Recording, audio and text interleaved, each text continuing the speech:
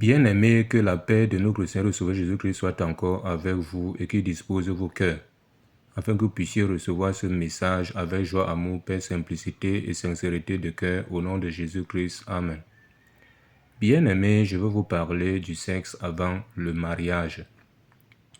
Bien-aimés, on s'est rendu compte que plusieurs de nos jeunes, que ce soit filles ou garçons, se livrent promptement au sexe. Il suffit de rencontrer une jeune fille, soit pour la première fois, allez, elle se livre à toi directement.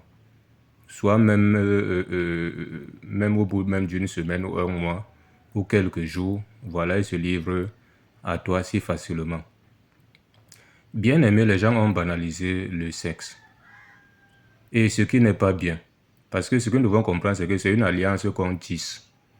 Quand tu n'es pas marié avec quelqu'un, tu te livres au sexe avec lui. C'est une alliance que tu es en train de tisser. Et une alliance diabolique. Parce que cette alliance n'est pas légale devant Dieu. Ce qui est légal devant Dieu, c'est l'alliance selon le mariage. Une femme doit se lier à son mari. Et non à son gars ou à sa petite amie. Non. C'est pour cela qu'on doit faire attention. Surtout les jeunes qui sont là dehors et qui pensent que avoir un gars ou une petite amie, c'est tout à fait normal et logique. C'est là qu'on reconnaît que tu as grandi. Et même il y a même d'autres parents qui encouragent même cela. C'est comme ça que vos enfants sont possédés. D'autres, ayant tissé cette alliance-là, il y a des liens qui les tiennent. Parce qu'ils vont se livrer à quelqu'un ou à une fille ou à un gars, ou une fille se lie à un gars ou un gars se lie à une fille, que dans la famille de ces derniers ou de ce dernier, il y a des alliances diaboliques que les parents ou les arrière-grands-parents ont eu à tisser et ça joue sur l'enfant. D'autres les possèdent comme ça. D'autres commencent à voir des choses bizarres, ne sachant pas d'où ça vient.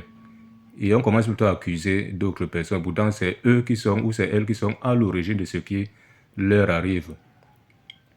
C'est pour cela que la Bible dit à 1 Corinthiens 6, verset 18. 1 Corinthiens 6, verset 18, il dit « Fuyez l'impudicité, quelque autre péché qu'un homme commette, ce péché est hors du corps.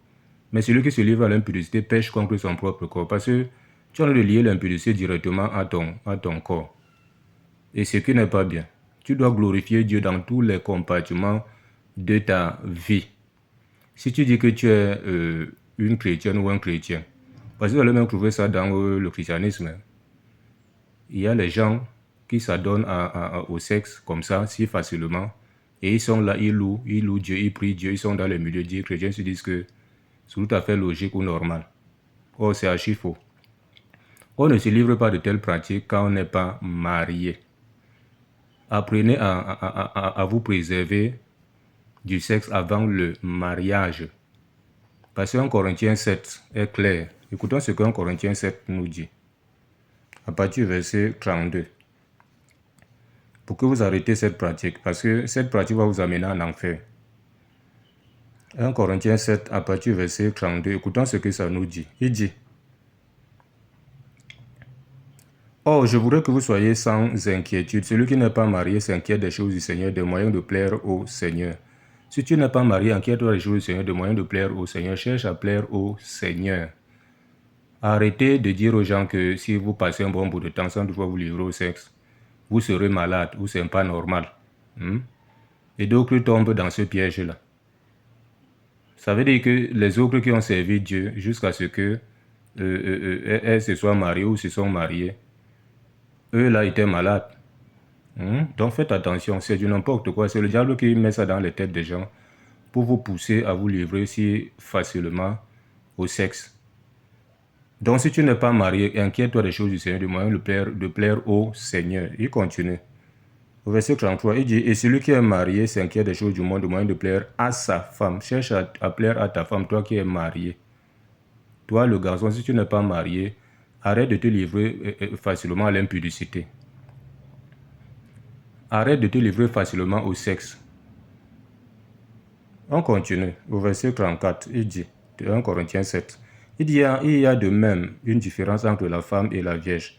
Celui qui n'est pas marié s'inquiète des choses du Seigneur, afin d'être saint de corps Du moins, celle qui n'est pas mariée s'inquiète des choses du Seigneur afin d'être sainte de corps et d'esprit. Celle qui est mariée s'inquiète des choses du monde, du moyen de plaire à son mari. Toi qui n'es pas marié, Dieu sait que tu es vierge. Que ce soit homme ou femme, hein, parce que les gens regardent toujours que c'est la femme qui doit l'être, l'homme pas du tout, non. C'est vice-versa. Tu dois tellement te livrer au sexe le jour que tu vas rencontrer ta femme et tu vas remplir les conditions qu'il faut pour l'avoir pour femme. Et le jour aussi que la femme va rencontrer son mari. Donc elle doit être vierge jusqu'à... Parce que devant Dieu, c'est que tu n'es pas marié. Tu n'es pas dans le copain-copine. Tu n'es pas dans le concubinage. Tu n'es pas dans je vais faire comment. Je ne peux pas supporter, je vais faire comment. Non, je ne suis pas le faire. Attention. Jésus même était ici, là, il n'a pas fait ça. Il nous a montré un exemple. Il y avait les Timothée, là, les jeunes comme des Timothée. Voilà, il y avait même les Joseph. Il a été tenté même en Égypte là-bas par la femme de Potiphar, mais il n'a pas cédé. Il y a même dans la Bible les titres qui étaient des jeunes. Écoutons ce que la Bible dit à 1 Corinthiens 7. On va prendre à partir du... Voilà, on va lire.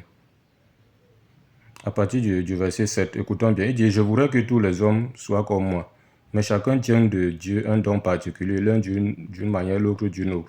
À ceux qui ne sont pas mariés ou veuves, je dis qu'il leur est bon de rester comme moi. Mais s'il manque de continence, qu'ils se marient, car il vaut mieux se marier que de brûler. » Paul encourageait les gens à rester comme lui, donc sans femme. Voilà. Mais il dit que chacun tient de Dieu un don particulier, l'un d'une manière, l'autre d'une autre. Il encourageait même les veuves à rester comme ça. Il leur est bon de rester comme ça. Mais si tu manques de maîtrise, que tu ne peux pas supporter, il vaut mieux te marier que de brûler. Il n'a pas dit il vaut mieux aller chercher une copine. Ne rendez pas le sexe banal. Non, ce n'est pas bon. Surtout pour un chrétien ou une chrétienne. Tu supportes, Dieu va te donner la force. Ce n'est pas facile, mais il faut supporter à cause de la crainte de Dieu, à cause de l'amour de Dieu. Parce que ce que Dieu peut te donner, le plaisir de 5 minutes ne peut pas te donner ça. Un plaisir de quelques minutes là, va te ramener encore en arrière. Toi qui étais avancé avec ta relation avec Dieu. Donc regardez le plus la relation avec Dieu, l'amour de Dieu, la crainte de Dieu, que de regarder un plaisir de quelques minutes pour souiller ta chair.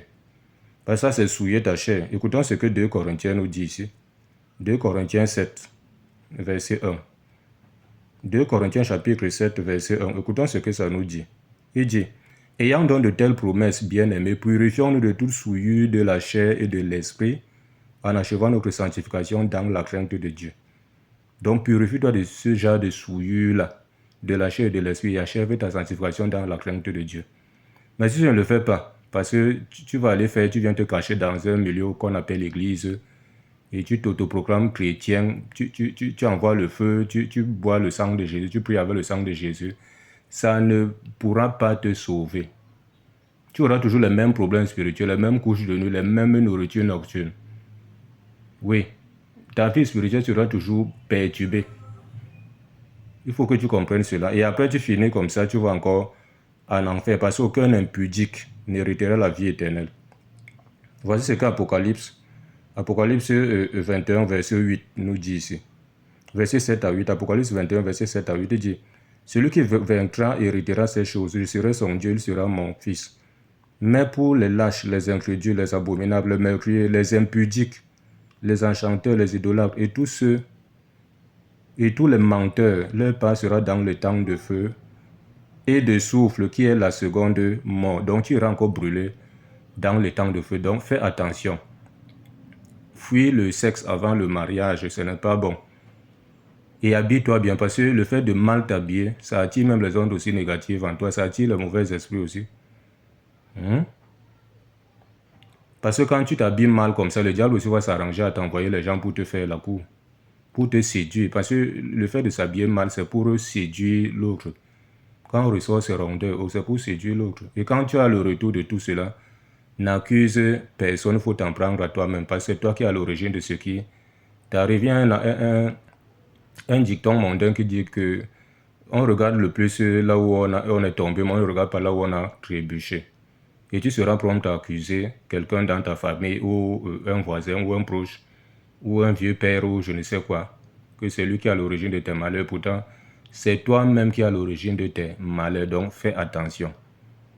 Ce n'est pas parce qu'on est jeune qu'on croit qu'on va livrer notre jeunesse n'importe comment, parce qu'il y a aussi les grandes personnes qui le font, mais le plus ce sont les jeunes qui sont tellement adonnés à cela. Or, le jeune doit être fort à cause de la parole de Dieu qui demeure en lui. Oui, comme le dit la parole. Mais aujourd'hui, combien de jeunes sont forts? Ils sont faibles, ils sont incapables même d'ébranler même le petit sorcier. Écoutons ce que 1 Jean 2, verset 14 nous dit. Il dit, « Je vous ai écrit, Père, parce que vous avez connu celui qui est dès le commencement. Je vous ai écrit, jeunes gens, parce que vous êtes forts et que la parole de Dieu demeure en vous et que vous avez vaincu le malin. » Combien peuvent vaincre le malin aujourd'hui? Combien peuvent même secouer même le sorcier? D'autres même dorment même. Quand ils sont attaqués, ils veulent même dire Jésus. Le sorcier là où l'esprit là vient fermer leur bouche. Parce qu'ils sont faibles. Ils sont faibles.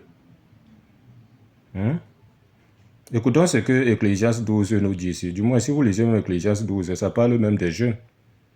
Ecclésiaste chapitre 12. Écoutons bien. Donc, on encourage les jeunes à s'adonner à la parole de Dieu et non à se livrer à l'impudicité. Ce n'est pas bon. Et non à se livrer au sexe avant le mariage. Parce que c'est devenu une priorité pour eux. Je dis si quelqu'un n'a pas une copine ou un gars, vraiment, ce sont des moqueries. Hein. Chacun ou chacune veut avoir. Et ce qui n'est pas bon. Il est même tellement difficile aujourd'hui de trouver d'autres même qui sont chastes. On ne dit pas qu'il y en a pas, il y en a, mais c'est rare. Même dans les milieux dits chrétiens. Peu sont ceux ou celles qui sont restés comme ça. On dit jeune homme, Ecclésiaste 12, à partir du verset, on dit jeune homme, réjouis-toi dans ta jeunesse, livre ton cœur à la joie pendant les jours de ta jeunesse. Marche dans les voies de ton cœur et selon les regards de tes yeux, mais sache que pour tout cela, Dieu t'appellera en jugement. Donc dans tout ce que tu fais là, jeune homme, Dieu va t'appeler en jugement. Bannis de ton cœur le chagrin, loin le mal de ton corps, car la jeunesse et le roi sont vanité. Au verset 3, et souviens-toi de ton Créateur pendant les jours de ta jeunesse, avant que les jours mauvais arrivent et que les années s'approchent où tu diras, je n'y prends point plaisir. Souviens-toi de ton Créateur pendant les jours de ta jeunesse. Quand tu es jeune, souviens-toi de Dieu, c'est Dieu, crains Dieu. Avant que les jours mauvais n'arrivent, où les malheurs vont commencer à te suivre. Les maladies par-ci, par-là, les problèmes de santé, même physiquement, tu es diminué. Parce que quand vous descendez de 100 bas là-bas, ça ressort un peu le corps humain. Comment est-ce que c'est diminué, la vieillesse est déjà là et autres. On n'entend plus bien, on ne voit plus bien, on ne marche plus bien. Parce que les jambes ne donnent plus et autres. Les bras aussi ne donnent plus bien. Donc, fais attention. Cette parole est adressée à toi. Si tu sais que tu te trouves dans ça, repens-toi rapidement. C'est Dieu pour de vrai. Ne pas te cacher dans un milieu où tu te dis que tu as envie de servir Dieu. Pour n'en est rien. Cherche un bon endroit, un vrai serviteur de Dieu qui va te parler de ces choses et qui va t'amener à te réconcilier réellement et véritablement avec Christ pour le salut de ton âme. Ok, dans la paix, au nom de Jésus. Amen.